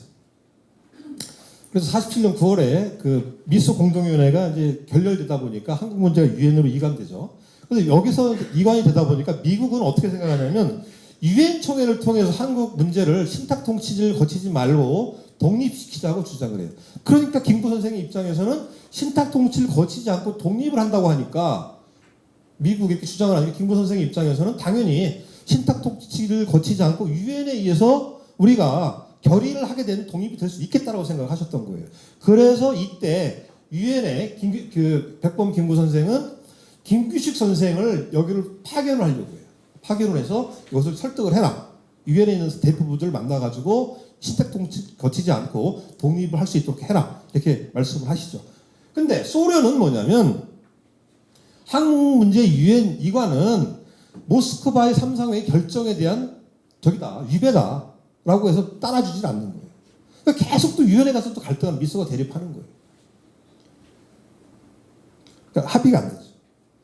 그러다 보니까 이 문제가 어떻게 결론이 나냐면 유엔 소총회에서 47년 11월에 한국 독립에 대한 문제에 대한 결의안을 채택을 해가지고 한국의 독립 문제와 한국의 독립을 유엔 감시하에 남북 총선거를 통해서 하겠다 이렇게 입장이 바뀌어요. 유엔의 결정에 따르게 되는 거예요. 이렇게 유엔이 결의를 해요. 소련은 반대하고 그래서 이제 여기에 소련은 반대했지만 유엔 감시하에 남북 총선거를 실시하겠다라고 해가지고 유엔이 결의하니까 유엔 임시위원단이라는 게 뭐 어쨌든 간에 설치가 돼가지고 이 사람들이 찾아와요. 근데 이제 제가 생각하는 건 이런 거예요. 만약에 이 당시에 북에 있는 김일성이 만약에 이걸 받고 유엔 감시위원단의 북쪽으로 들어갈 수 있었으면 한반도는 또 분단 안 됐죠. 근데 저는 그래서 분단 문제와 관련되어져서는 이거는 엄청나게 책임이 크다. 김일성이는 전쟁의 책임뿐만 아니라 이 책임도 엄청나게 크다고 생각해요. 개인적으로 그렇게 생각합니다. 그러니까 참 그런 것 같아요. 이 권력에 대한 것은 정말 참 제어가 잘 안 되는가 봐. 인간의 욕심이라는 게. 어쨌든 그렇습니다. 그래서 결국 했는데 그러면서 이 사람들이 하면서 뭐냐면 유엔 임시위원 설치해가지고 그러면서 선거를 하고 3월 30일에 선거 후에 미수 양국을 철수하는 이런 결의를 해요. 그래서 4월 그 임시위원단이 들어오고 했지만 소련이 입국을 거부해요. 그러다 보니까 이제 아무것도 진행할 수가 없었던 거예요. 그래서 하다 보니까 유엔에서는 이제 더 이상 진행이 안 되니 유엔 위원회에서 5월 10일 날 선거를 결정을 해줘. 남과 북의 선거를 결정해서 남만만의 선거가 진행되는 겁니다. 이렇게 되다 보니까 이 큰일 났고 남아가 이제 분단되게 생겼거든요. 그러다 보니까 여기서 나오는 게 뭐냐면 남북 협상이라는 게 만들어지는 거예요. 그래서 이제 백범 김구 선생하고 김규식 선생 포함한 사람들이 이제 남북 협상에 들어가죠. 이 남북 협상에 대해서 많은 분들 많은 사람들은 아니 일부 학자는 백범 김구 선생이나 이런 양반들이 북에 이용당했다 이렇게 얘기하는 분들이 있어요. 근데 저는 그렇게 생각하지 않습니다. 자 보세요. 남북이 분단되는 상황인데 말이죠. 이 분단의 문제를 해결하기 위해서 그러면 한쪽은 남쪽에 단독 정부 수립하고 한쪽은 북쪽에 정부 수립하는데 각각 참여해버리면 통일된 정부를 수립하지 않는 입장을 간다면 그 나라가 제대로 된 나라인가. 어쨌든 간에 저는 그렇게 생각해요. 저는 그래서 생각하는 게 뭐냐면 백범 김구 선생이 남북 협상에 이용당한 것이 아니고 그분의 어떤 민족적인 마인드다 생각을 해요. 그게 없었으면 그분이 전 역사적으로 두 가지인데 하나는 이 남북 협상하고 두 번째는 뭐냐면 남한의 단독 정부 수립에 만약에 백범 김구 선생이 참여했었으면은 백범 김구 선생은 저는 지금 우리 대한민국의 많은 분들이 추앙하는 분만큼으로 평가받기 어려울 거라고 봐요. 저는 개인적으로 그렇게 생각합니다. 제 생각은 그래요. 그래서 근데 그 왜 그랬냐? 이분의 입장에서는 그건 나라가 분단되는 상황인데 내가 대통령이 되는 게 무슨 의미겠나 이렇게 생각하시는 거거든요. 그런 생각으로 가셨기 때문에 그분은 남북 협상을 해서 어쨌든 남북이 만나가지고 통일된 정부를 수립해야 되는 것이 시대적 과제고 민족의 과제이지 각각의 정부를 수립하는 건 절대 안 된다고 생각했기 때문에 이분이 남북 협상에 들어가는 거거든요. 그래서 여기 이제 백범 김구 선생뿐만 김규 선생이 들어가요. 여러 가지 성명을 해요. 뭐 미군 양국 철수하고 내전에 반대하고 통일정부 수립하자. 그다음에 각각의 선거를 반대한다라고 하는 합의서를 채택하죠. 근데 이제 저희가 말씀드리는 것은 뭐냐면 남북 협상이라고 하는 거는 해방 후에 최초로 남북 지도자들 간의 회담이었다는 거예요. 또 하나 중요한 내용인데요. 이 남북 협상과 관련되어져서 이건 백범 김구 선생만 간 게 아니에요. 그 당시에 남한만의 단독 정부를 찬성했던 이승만 대통령 중심으로 하는 독촉 세력이 있어요. 독촉 국민회라고 하는 단체가 있고 한민당을 제외한 모든 그 당시의 양심적인 세력들은요 다 남북 협상에 참여를 해요. 대부분. 이분들이 다 대부분 참여를 해요. 그래서 이분들이 갔다 와서 결성한 단체가 통일독립촉진회라고 하는 단체가 있어요. 그 당시에 남쪽의 정치적 지형은 이승만, 김구, 김규식이 삼두마차가 있어요. 이승만 대통령이 세력이 있고 백범 김구 세력이 있고 김규식 선생은 중간파 세력이에요. 근데 김구 선생과 김규식 세력이 연대해가지고 남한만의 단독 선거를 반대하거든요. 이승만 대통령을 중심으로 하는 세력만 남한만의 단독 선거를 찬성하는 세력이에요. 많은 사람들이 그래서 남한의 단독 선거를 반대했단 말이에요. 이분들이 갔다 오고 나가지고 이분들이 결성했던 단체가 통일독립촉진회라고 하는 단체를 만들어요. 그래서 이분들이 남한만의 분단이 되었을 때도 이거 안 돼. 계속 우리는 통일을 위한 투쟁을 해야 된다고 생각을 해가지고 통일 투쟁을 계속 하게 돼요. 그래서 만든 단체가 통일독립촉진회라는 겁니다. 이 통일독립촉진회 세력들이 이후에 우리나라에서 이제 여러 가지 이제 상황들이 많이 벌어진 이승만 대통령이 정권을 잡고 1960년에 4.19 혁명으로 무너질 때 그 다음에 이제 56년도에 조봉암 선생이 진보당을 창건할 때 이분들이 상당수의 많은 세력들이 조봉암 선생의 통일론을 지향하며 그걸 따라가면서 통일운동 쪽으로 이제 방향을 잡아줘 그분들이 많이 활동을 하게 되는 거죠. 이렇게 해서 이분들이 이제 그리고 나서 4.19 혁명이 터졌을 때 통일운동을 주도했던 세력으로 인적 네트워크가 연결된다라고 이해해 주시면 될 것 같습니다. 어쨌든 이런 노력에도 불구하고 각각 남북에는 단독 정부가 수립되어서 1948년 8월 15일 날 대한민국에 이제 임시정부를 계승하는 한국정부가 수립이 되는 거죠.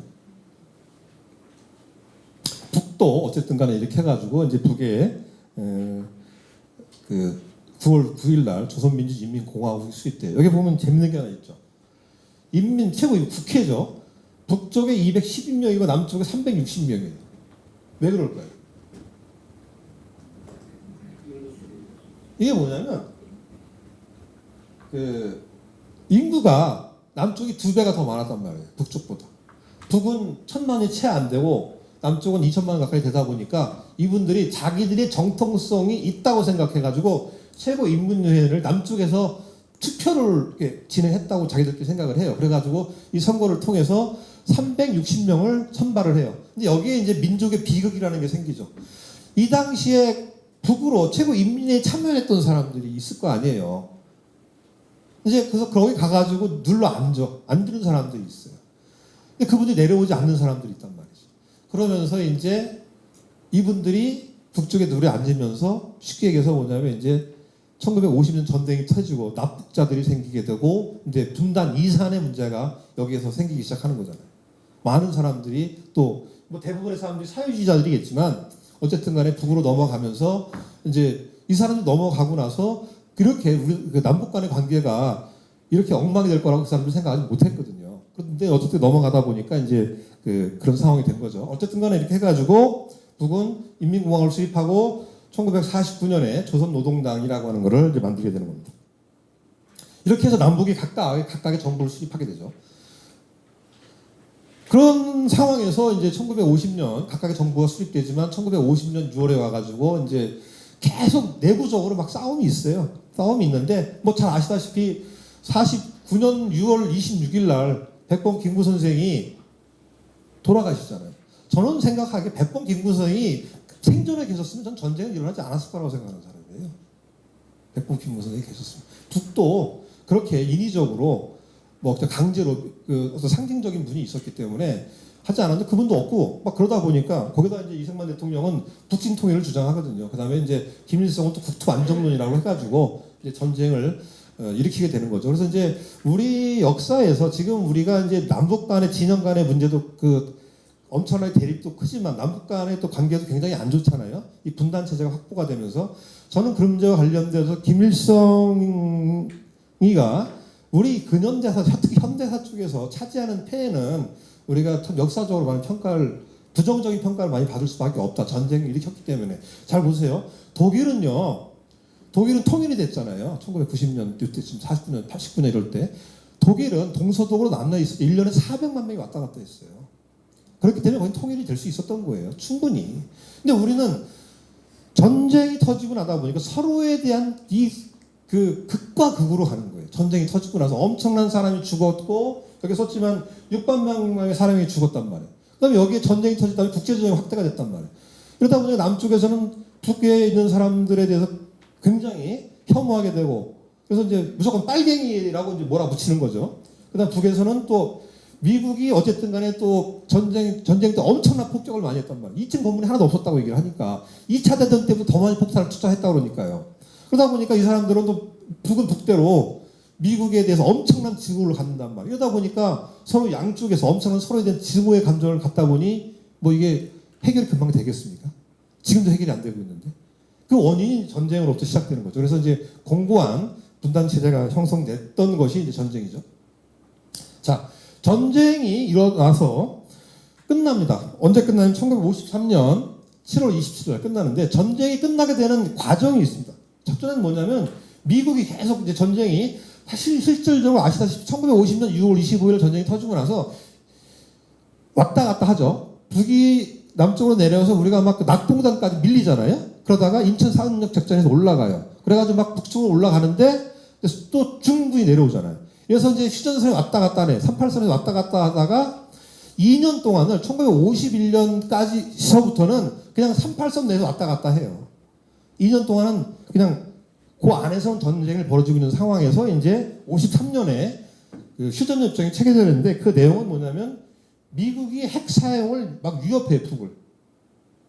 그리고 중요한 결정적인 뭐냐면 스탈린이 죽어요. 53년도에.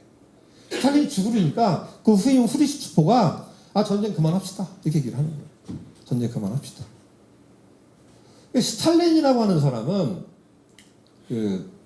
우리한테는 상당히 안 좋은 사람이죠. 아까도 말씀드린 1937년에 연해주에 수십만 명의 우리나라 상권을 끌고 갔죠. 중앙아시아 끌고 갔죠. 또 전쟁에 관여했죠. 등등등. 어쨌든 간에 그런 그 폐해가 있죠. 우리 입장에서 보면 그렇습니다. 하여튼 그런 사람이 죽다 보니까 전쟁을 더 이상 끌고 가기 어려웠어요. 그래서 휴전협정이 체결돼요. 그래서 이제 뭐냐면 국지적으로 휴전 상태가 되고 비무장지대를 설치하고 군사분계 설치해가지고 그 다음에 군사정전위원회 설치하고 중국 감시위원단을 설치해요. 그러면서 이제 이 체제가 지금까지 이어지고 있잖아요. 지금까지도. 1953년인데 불이 몇 년이에요 이게? 뭐 70여 년을 좀 오고 있는 거 같지 않습니까? 그래서 이제 중요한 건 뭐냐면 53년에 7월 20일 끝내고 나서 이 내용 중에 3개월 후에 정치회담을 제안을 해요. 근데 왜 전쟁이 아까도 말씀드렸지만 1년간은 1951년에 가서 7월까지 그냥 왔다 갔다 하다가 51년 7월에 가면 그냥 38선을 가지고 왔다 갔다 하는데 왜 그럼 전쟁이 2년을 끌었냐? 그 내용에 가장 중요한 게 포로송환 문제. 우리 뭡니까? 거래 포로 수용소 있잖아요. 거기에 북한군들하고 인민군도 엄청, 중국군도 엄청나게 잡혀가 있었잖아요. 또 유엔군도 그렇고 국군들도 그렇고 북에 포로가 있단 말이에요. 근데 국제협정에 의하면 일단은 포로는 잡히면 그 사람들이 원하는 방향으로 해주는 게 자유송환이라고 하는 거예요.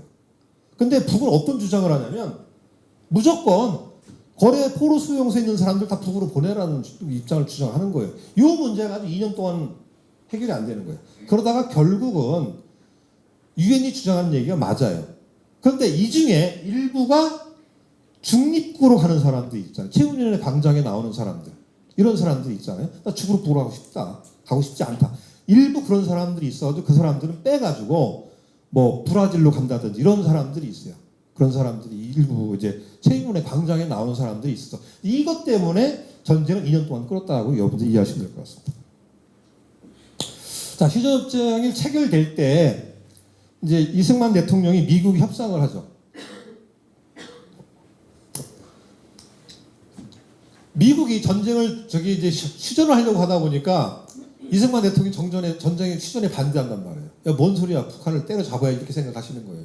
그러면서 막 미국이 막 대들어요. 그러면서 방공포를 석방하고 막 이래요. 그러니까 미국에서 깜짝 놀란 거예요. 그래가지고 이제 얘기하니까 그 협의를 해요. 미국하고 이승만 대통령이 협의를 해가지고 체결했던 게 뭐냐면 바로 지금 우리가 알고 있는 한미 상호 방위 조약이에요. 이게 1953년 전쟁 끝나고 체결이 돼요. 그래서 이게 한편으로는 우리에게 좋은 부분도 있지만 한편으로는 어떤 문제가 있냐? 군 작전권, 우리 지금 전시 작전권이 미국에 있잖아요, 우리나라. 근데 이건 문제가 뭐냐면 시효가 없어요, 시효가. 일본이나 필리핀도 미국과 방위조약을 체결했어요. 근데 일본은 10년이고 필리핀도 10년이었는데 우리나라는 시효가 없어요. 그러니까 이렇게 한번 생각을 해보세요. 우리나라가 지금 세계 10대 강국이잖아요. 뭐 지금 나라는 혼란스럽긴 하지만 어쨌든 세계 10대 강국이고 우리가 그 군사력이 세계 6위예요. 그다음에 무기도 엄청나게 외국으로부터 많이 수입을 해오는 나라 중에 한 나라예요. 거의 뭐 5등 안에 들어가는 나라예요. 뭐 사우디아라비아 뭐 이런 나라 포함해가지고. 근데 우리가 이렇게 막강한 그 군사력을 가지고 있는데 군 작전권이 없는 게 이게 과연 우리가 올바른 건가라고 하는 생각은 저는 개인적으로 듭니다. 저는 그건 올바르다고 생각하지 않습니다. 솔직히 말씀드렸어요. 아니 우리가 이렇게 강대한데 물론 북이 핵을 가지고 있다고 하지만 이전에 이 문제와 관련되어서 과연 이게 올바른 협정을 하는 것인가. 그리고 우리가 노태우 정부 시절에 그 평시 작전권 문제를 얘기해가지고 노무현 대통령이 시절에 와가지고 평시 작전권을 가져오긴 하거든요. 근데 전시 작전권 문제는 여전히 미국이 가지고 있죠. 그래가지고 예전에 얼마 전에 이제 여기 이종찬 원장님이 그랬었잖아요. 그 북이 우리를 남침하려고 한다고 하니까 남침하는 문제와 관련되어져서 얘기를 하니까 우리 윤석열 대통령이 한미동맹을 강화해서 북을 때려잡겠다 이렇게 얘기를 하니까 이종찬 원장님이 아니 우리가 왜 자꾸 한미동맹을 얘기하냐. 우리 자체적으로 주체적으로 해가지고 북한 놈을 때려잡는다 이렇게 얘기를 해야 되는 게 맞는 거지 이렇게 말씀하신 적이 있었는데 그 얘기가 사실 올바른 얘기잖아요. 왜 자꾸 미국 의존적이냐 이 얘기 말씀하셨던 거거든요. 똑같은 얘기라고 생각이 듭니다. 어쨌든 간에 휴전협정을 체결하면서 이런 내용들을 이제 하게 되고 하면서 이제 그 우리는 나름대로 이제 자체적으로 전쟁이 끝나고 복구 작업을 하고 북은 전쟁이 끝나고 나서 전후 복구 사업을 진행해요. 그러면서 1956년에 반종포 투쟁 속에서 승리를 해요. 그래서 뭐냐면 53년도에 뭐 잘 아시다시피 전쟁의 책임을 누구한테 몰았어요? 전쟁의 책임을 박헌영한테 몰아 박헌영을 이제 숙청시키잖아요. 남노당 세력을 싸그리 숙청시켜요.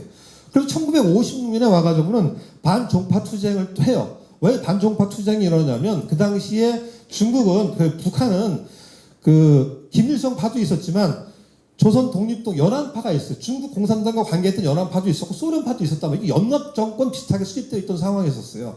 그러는데 연안파 그 뭐냐면 중국 공산당과 관계있던 사람들이 국가의 정책을 이제는 경공업 쪽도 같이 가야 된다라고 하는데 김일성이 계속 중공업을 주장하거든요. 그래서 막 싸움이 붙어요. 싸움이 붙는 과정에서 이제 그것을 이제 김일성이 이기죠. 김일성이 이기니까 종파 투쟁을 통해 가지고 연안파들 싸그리 몰아내고 거기에 이어서 소련파도 싹 몰아내요. 그러면서 이제 김일성이가 완전히 58년도에 와가지고 북의 정권을 완벽하게 틀어잡는 거예요. 그러다 잡으면서 그냥 지금까지 계속 오는 거예요. 3대 세습을 하면서 이렇게 오는 거죠. 근데 이제 이 과정에서 그 전쟁이 끝나고 53년 7월 20일 휴전협정이 끝나고 나가지고 그 정치회담을 통해서 한국 전쟁 끝나고 한반도 처리 문제가 나오는데 이것이 제네바 회담이에요. 그래서 이제 그 우리의 문제를 한반도 문제를 어떻게 할 것이냐라고 하는 문제가 나오는데 남한은 어떻게 얘기하냐면 유엔 감시하에 남한 헌법에 따라서 북한만 선거하자. 통일 문제에 대해서는 얘기를 하는데 한반도의 평화적 문제를 하기 위해서 남한의 헌법에 따라 북한만 선거를 하자 이렇게 주장을 하고 북한은 전체 총선거를 통해서 전주소연위원회를 구성해가지고 뭐 선거를 하자 이렇게 얘기를 하고 유엔은 유엔 감시하에 따라 전국 총선거를 하자고 보니까 각각 입장이 다 틀려요. 틀리다 보니까 해결될 수가 없잖아요. 합의가 안 돼요. 전혀 이 제네바 회담을 했지만 합의가 안 되는 상황이었어요. 근데 이제 저는 이게 중요한 게 아니고요. 여기 보면 압록강변의 겨울이라는 책을 좀 소개를 좀 약간 하려고 그래요. 납북 요인들의 상과 통일한. 이게 무슨 얘기냐면은 우리 독립운동가들이 그 전쟁의 와중에 납북된 사람들이 꽤 많았어요. 대표적인 사람이 이제 조수왕 선생이에요. 그다음에 엄황섭 선생도 계시고 안재홍 선생도 계시고 그런 분들이 납북이 되셨단 말이에요. 이분들이 북에 가가지고 제북평화통일 촉진협의회라고 하는 걸 만들어요. 그걸 제북평통이라고 하는데 지금 대충 알고 계시고 중요한 게 뭐냐 이분들이 북에 가가지고 김일성 체제하에서 한국 독립당 재건운동을 해요. 이분들이 한국 독립당 운동 재건을 하면서 이분들이 뭘 얘기를 하냐면 중립화 통일론이라는 걸 얘기를 해요. 조수왕 선생이 북에 가가지고 김일성이랑 직접 만나서 얘기를 해요. 야 한반도의 문제는 도대체 이게 강대국에 하고 우리끼리 싸우니까 우리가 중립화를 선언을 하자. 그래서 우리 중립화에 의한 오스트리아를 대표적으로 이걸 많이 얘기하지 않습니까? 중립화된 나라를 만들기 위한 통일 방안을 우리가 만들어서 이렇게 하자라고 얘기를 하면서 이분들이 제네바 회담 때 1954년 제네바 회담 때 이 조수왕 선생이 엄황섭 선생을 가게 해요. 그래서 엄황섭 선생하고 권태양이라는 사람이 있어요. 권태양 선생이 누구냐면은 김규식 선생의 비서실장을 했던 사람이에요. 이 두 분이 모스크바로 가요. 막 북한하고 싸워가지고 그분들이 그래서 모스크바에 가가지고 막 제나바로 가려고 해요. 근데 이제 소련에서 허가를 안 해서 못 넘어가죠. 그러니까 이 분들이 뭐냐면 제가 말씀드리려고 하는 건 이 분들의 삶이라고 하는 게 이분은 다 독립을 엄청나게 애를 썼던 사람들이 북에 가가지고 이런 주장을 했다는 게 저는 지금 생각해보면 정말 이분들의 어떤 그 생각하는 게 뭐냐면 야 그분들의 이 책을 보면 수기가 다 나와요. 하면 시간 되면 이 책이 판금돼서 나올지는 모르겠는데 품절돼가지고 국회도서관에 가면 있을 수 있을 것 같은데 거기에 보면 이분들이 얘기를 해요. 내가 죽는 내가 통일을 못 보고 죽어서 너무 화가 난다. 화딱지가 난다. 눈물이 난다. 막 이런 얘기 조항군 선생부터 시작해서 조수왕 선생, 엄황섭 선생, 안재홍 선생 이런 양반들이 그런 얘기를 하면서 돌아가시거든요. 그런 내용들이 여기가 나와요. 그래서 한번 시간 되시면 읽어봤으면 좋겠고 야 이분들은 납북된 상황에 가서도 우리의 통일 문제를 얘기했다라고 하는 부분들을 우리가 새길 필요가 있다라고 해서 이 부분 말씀을 좀 드리도록 합니다. 여기까지 말씀드리고요. 이제 한 시간이 한 20분 정도 남았는데 15분 정도 남았는데 간단히 통일 방안을 말씀드리도록 하겠습니다. 대한민국의 통일 방안입니다. 뭐 이승만 정부는 뭐 통일 방안은 뭐 저기 그냥 없습니다. 북진 통일이고 장면 정부는 유엔 감시와 임기 비대위한 통일 방안입니다. 박정희 정부 통일 방안은 없고 이분 이때는 다 선건설 후 통일론이에요. 먼저 우리 남쪽 잘 살고 잘 건설하고 나서 통일 문제를 얘기하자. 그러다가 이제 나온 게 이제 72년 남북 공동성명이죠. 자주평화 민족 대단계 원칙. 이 원칙만 일단 북쪽이랑 합의하는데 이건 사실은 정치적인 부분이에요. 정치적인 부분이고 우리가 이제 이렇게 7.4 공동성명을 하지만 똑같이 남북이 합의를 해요. 요 하자라고 하는 부분을 하지만 북은 이렇게 하면서 또 그러면서 걔들은 그 73년에 가가지고 사회주의 헌법을 만들어 오거든요. 그러니까 이제 형식적으로 이건 나타냈다라고 여러분들이 이해해 주시면 될 것 같아요. 뭐 전두환 정권도 어쨌든 통일 방안이 있었는데 이런 거 다 넘어가고요. 이게 중요한 게 아니고 우리 현재의 통일 방안, 민족의 통일 방안은 민족 공동체 통일 방안이에요. 이게 언제 김영삼 정부 때 만들어요. 근데 김영삼 정부는 뭐를 기반으로 하냐? 노태우 정부의 한민족 공동체 통일 방안이라는 걸 통해서 이 통일 방안이 만들어져요. 그래서 이 통일 방안이 지금도 이어져요. 왜 이게 민족 공동체냐? 무슨 얘기를 하냐면 우리 민족은 언어나 생활 습관이나 문화가 똑같다는 거예요. 같은 문화를 쓰고 있기 때문에 우리는 민족 공동체라고 하는 속에서 통일 방안을 찾아야 한다. 남과 북은. 그래서 만든 게 한민족 공동체 통일 방안이고 그 연장선상에서 민족 공동체 통일 방안이요. 이 말이 굉장히 좀 중요하다고 봐요. 민족 공동체. 남과 북은 다른 게 아니라 언어와 생활 습관과 문화가 똑같기 때문에 공동체라고 하는 뜻에서 우리가 통일을 해야 된다라고 하는 생각을 가지고 있어요. 그래서 지금 통일 방안은 뭐냐면 화해 협력 단계. 저희 이름이 아까 저희 조직의 이름이 민족 화해 협력 범국민 협의회잖아요. 화해 협력이 들어가죠. 이 1단계를 추진하는 거예요. 그래서 사회문화 교류를 추진한 이런 과정을 거쳐서 남북 연합으로 가자. 이게 2단계고 그다음에 통일국가를 만드는 거예요. 그래서 요 김영삼 정부의 통일 방안, 이때 만들어진 통일 방안이 지금도 우리나라의 공통적 기본적인 통일 방안이다라고 하는 것을 알고 계시면 좋을 것 같습니다. 하나 알아둘 것은 여기서 왜 화해협력과 남북연합이라는 얘기가 나왔는지 이거는 좀 알아주셨으면 좋겠어요. 제가 설명을 좀 드리겠습니다. 자, 북한의 통일 방안이에요. 북한은 뭐 이렇게 뚝 해요. 근데 이제 중요한 건 뭐냐면 북한의 통일 방안은 없어요. 사실 여기도 없다가 언제 나오냐면 1960년대에 남북 연방제라는 게 만들어져요. 그래서 요거만 알고 계시면 될 것 같아요. 그 다음에 다 연방제 연장선상인데 앞에 고려가 붙는데 왜 1960년대에 남북 연방제가 만들어지냐? 재밌는 게 뭐냐면요. 1960년에 우리나라가 뭐가 일어났어요? 4.19 혁명이 일어났잖아요. 그러면서 1961년도에 막 학생들이 데모를 해요. 그래서 나왔던 게 뭐냐면 가자 북으로 오라 남으로 만나자 판문점이라는 구호가 나오지 않습니까? 그 왜 그런 구호가 나오냐? 이 젊은이들이 생각을 해보니까 너무 우리나라가 못 사는데 못 사는 이유가 뭐냐? 이 사람들은 생각을 하는 거예요. 미국으로부터 엄청난 원조를 받는데 이 자본까지 다 쳐먹고 우리가 너무 못 산다. 그래서 이 문제를 해결할 수 있는 건 뭐냐? 분단 문제를 극복해야 된다고 생각한 거예요. 그래서 통일 문제를 두고 일어난 거예요. 학생들이 등등등. 그러면서 여기에 이제 아까도 말씀드렸습니다만 그 해방 공간에서 분단돼 남북 협상에 참여했던 사람들이 거기 같이 참여를 하는 거죠. 근데 그분들이 여러 가지 참여를 하면서 이제 가자 북으로 오라 남으로 그런 구호를 하고 민족 자치 통일 중앙 협의회라는 단체를 만들어서 각 지역에 만들어요. 이런 단체를 만들다 보니까 북에서 막 그 남쪽의 통일 논의가 이루어지니까 북에서도 야, 안 되겠다. 우리도 통일 방안을 만들어야 되겠다. 라고 해서 나온 게 남북 연방 제안이에요. 그러니까 북의 통일 방안을 영향을 준 게 뭐냐면 남쪽의 4.19 혁명 이후에 힘에 의해서 북의 통일 방안이 만들어졌다라고 여러분들이 이해해 주시면 될 것 같아요. 뭐 뒤에 얘기는 쭉쭉쭉 넘어갑니다. 이렇게 쭉쭉 하는데 특별한 건 없고요. 지금은 뭐냐? 적대적인 두 국가 관계, 전쟁 중에 있는 두 교종 관계죠. 우리나라 올해 이렇게 북에서 얘기를 했지 않습니까? 현재 상황은 그런 상황이다라고 이해해 주시면 될 것 같습니다. 이런 내용들은 뭐 자료를 참고해 주시면 될 것 같고요. 자, 이런 속에서 우리에게 세 번의 그 만남이 있었습니다. 그 대표적인 게 뭐냐면 6.15 공동선언이죠. 2000년에. 아까 우리나라의 통일 방안이 민족 화해협력 단계고 남북연합 단계라고 말씀드렸었잖아요. 자, 이게 보세요. 6.15 공동선언에서 최초의 정상간 공동선언이 나왔는데 뭐라고 나왔냐? 이 내용에 남과 북은 나라의 통일을 위한 남측의 연합, 남북연합이에요. 민족 화해협력, 남북연합 있었잖아요. 이 연합 제안과 북측의 낮은 단계 연방계 통일이라는 서로 공통성이 있다고 생각하는 거예요. 이렇게. 그래서 요게 통일 방안이 서로 비슷하다.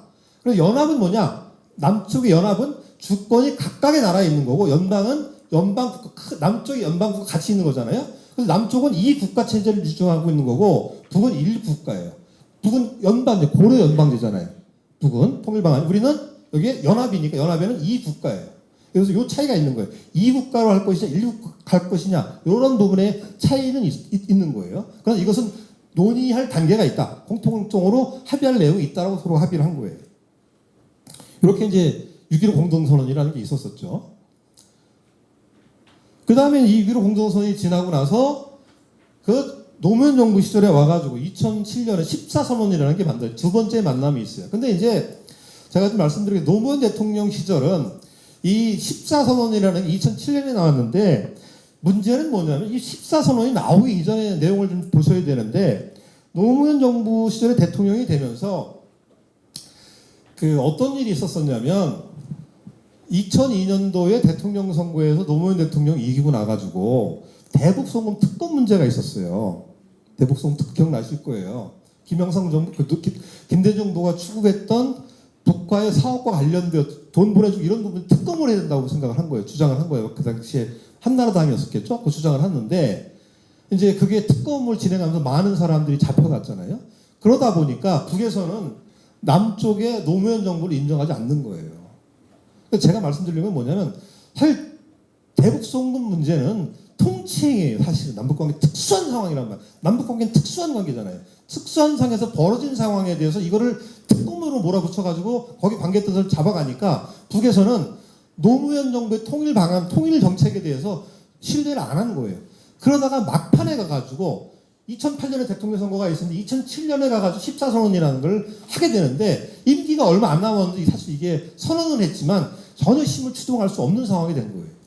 그래서 이제 나오긴 했었죠. 남북관계 발전과 평화 번영을 위한 선언이고, 이게 이제 두 번째 공동선언이다. 그래서 내용은 뭐냐면 6.15 공동선언의 내용을 보다 더 이제 세분화한 내용들이죠. 그래서 종전선언을 하고 금강산과 개성공단을 가동하고 뭐 이런 내용들. 그래서 이제 김영삼 사실 다 김대중 정부 시절에 만들었던 내용들을 여기에 와가지고 보다 더 세분화해가지고 좀 치밀하게 이제 했던 거죠. 이런 했었는데 결국은 이제 그다음에 이명박 정부 들어가지고 이제 제대로 진행을 못했죠. 그다음에 이제 잘 아시다시피 뭐 2018년에 판문점 선언이 있었잖아요. 이게 이제 세 번째 공동 선언이잖아요. 정전협정을 평화협정으로 전환하고 한반도 비핵화를 통한 핵 없는 한반도 실현. 뭐 내용은 너무 좋죠. 내용은 엄청 좋습니다. 그다음에 이제 4.27 판문점 선언이니까 그다음에 이제 평양에 가서 공동 선언을 하잖아요. 이게 정상 간의 네 번째 공동 선언이에요. 이것도 4.27 판문점 선언을 구체한 거예요. 적대관계 종식, 비핵화, 교류 상봉 이렇게 해가지고 제가 그래서 이때 금강산에 가게 된 거예요. 이때 두 개가 요 합의에 의해서 저도 2018년 11월 1일 날 북으로 넘어갔죠. 그러니까 실무단으로 해가지고 북에 가서 북 사람들 협의를 했었는데 문제는 뭐냐면 이러고 나서의 문제예요. 이런 것들마다 합의를 했지만 내용이 뭐냐면 2019년 1월에 김정은이가 신년사를 발표해요. 신년사를 발표해서 뭐라고 발표하냐면 개성공단과 금강산은 아무런 이유 없이 개방하겠다. 이렇게 얘기를 해요. 그 당시 김정은이가. 그랬는데 문제는 뭐냐면 문재인 정부가 그걸 해결을 못하는 거예요.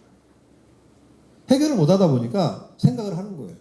야, 뭐 남쪽 정부 말로만 우리가 이 9.19 평양 공동선언 할 때 여기에 15만 명 모였잖아요. 이거 15만 모이더라 아주 죽을 똥을 쌌는데 우리나라에서 예를 들어 김정은이 온다고 15만 명 모이겠어요? 안 모여요. 우리나라는 김정은이 온다고 15명 뭐 얼마나 모이겠냔 말이에요. 국회 연설이 나고 가겠죠.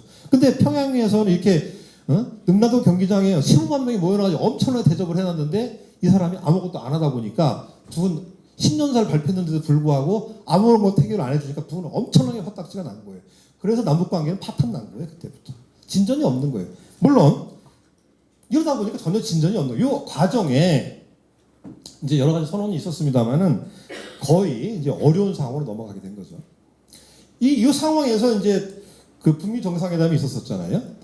그 북미 정상을 통해서 4개행을 합의하잖아요. 새로운 북미 관계 수립, 한반도 평화 체제, 비핵화 이제 끝났죠. 한반도 비핵화 되겠습니까? 북이 자기들 핵무력을 완성했다고 얘기하고 자기 헌법에다가 우리는 핵무력 국가를 헌법에다 박아놨는데 되겠냔 말이에요. 그러니까 이때 하기 전에 사실은 했었어야 되는 게 맞다고 봐요. 저는 개인적으로 또 중요한 건 뭐냐면 미군의 유해 보관 문제예요. 미국 애들은 자기들이 해외에 나가서 죽은 사람들에 대해서 항상 유해를 끝까지 자기들 책임진다는 생각이 있어요. 그래서 이때 그 유해 봉환 55명의 북에 있었던 미군들의 유해를 미국이 데리고 가요. 그런 게 있어요. 제가 이 얘기를 하면서 제가 느꼈던 게 뭐냐면 우리 여기 계신 분들의 부모님들 중에서 집안에 일본 놈들에 의해서 강제 동원되어가지고 진영 가서 끌려가신 분들이 있어요. 군인으로 끌려가신 분들이 있을 거예요. 그분들이 일본뿐만 아니라 뭐 동남아시아, 남태평양에 많이 끌려갔어요. 많은 사람들이 죽었어요.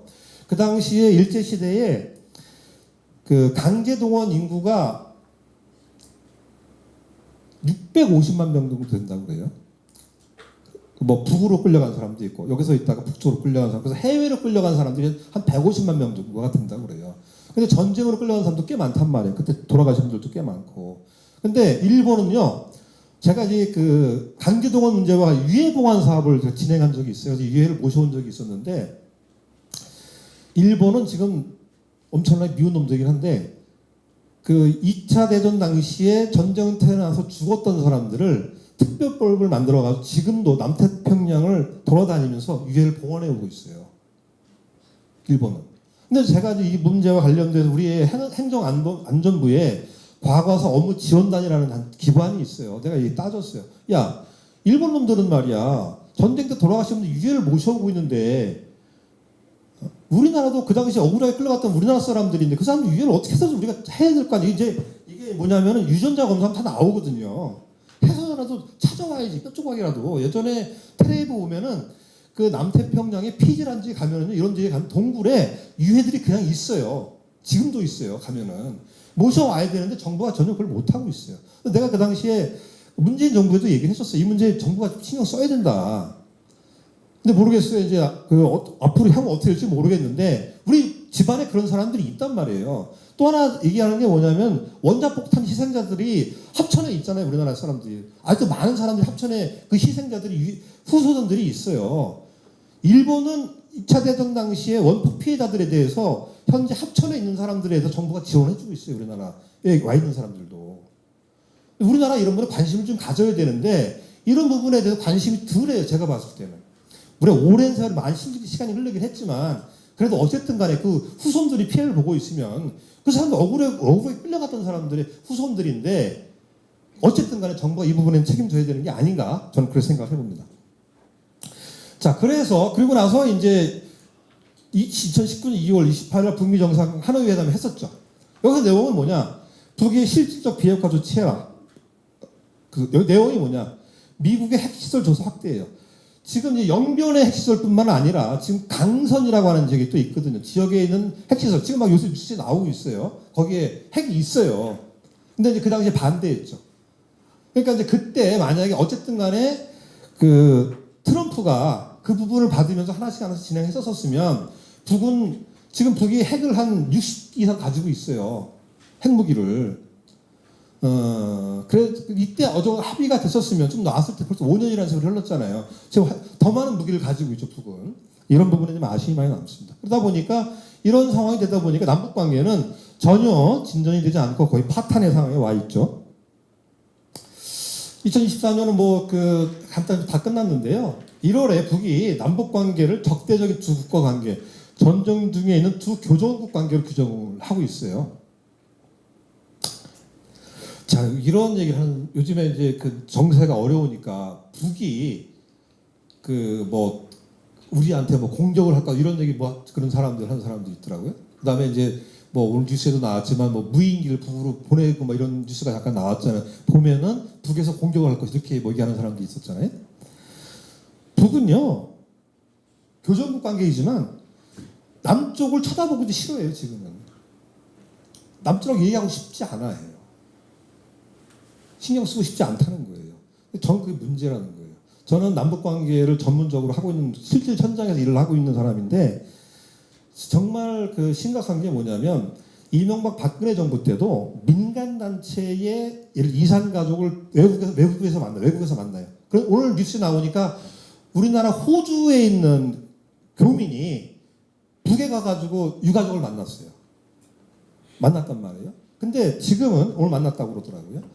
그러니까 이명박 박근혜 정부 때도 우리나라 동포가 국내에 있는 사람이 해외에 나가서 만나가지고 와가지고 신고를 하면은요, 그거를 인정을 해줬어요. 그리고 민간 교류에 대해서는 지원을 했어요. 근데 지금 정부는 일체 그런 걸 할 수 없게 만들어놨어요. 그러다 보니까 이게 그런 정책이 틀린 거죠. 완전 정책이 틀린 거죠. 예전에 이명박 박근혜 정부보다는 훨씬 보수적이고 남북관계에 수구적이에요. 그러다 보니까 뭘 진전할 수 있는 게 아무런 허가를 내주질 않아요. 정부가. 그런 상황으로 와 있어요. 그래서 그 부분에 대해서 저희가 항의를 많이 했죠. 이래서는 안 된다. 이럴 때일수록 민간의 교류를 진행할 수 있도록 니들이 해줘야지. 그래야지. 역사학자들도 만나서 대화도 좀 하고 남북이 직접 못하면 북경에 가서 만나든지 어디서 만나야 되는데 이런 거마저 못하게 한다면 남북관계를 어떻게 하겠다는 거냐.